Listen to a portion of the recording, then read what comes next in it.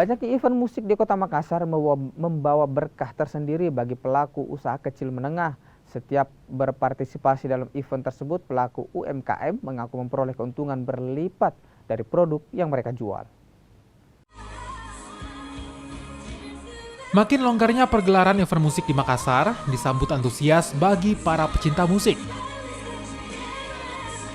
Salah satunya di event musik Connected Fest 2022 yang digelar di halaman Mall Pinisi Point, Makassar.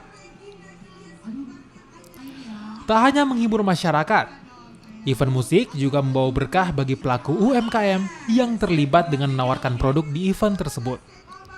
Hasilnya, ratusan porsi makanan dan minuman dapat terjual habis dalam semalam.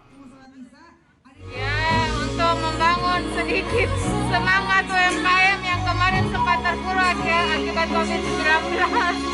Kalau adanya event begini, UMKM lagi semakin termotivasi lagi untuk membuat produk-produk yang lebih ini lagi dari yang saya sudah ikut event sejak 2019. Event musik jadi sarana bagi pelaku UMKM untuk memperkenalkan produk mereka setelah 2 tahun vakum berjualan langsung akibat pandemi. Pelaku UMKM berharap pemerintah bisa membuka ruang lebih untuk mereka berjualan sekaligus mempromosikan produk mereka.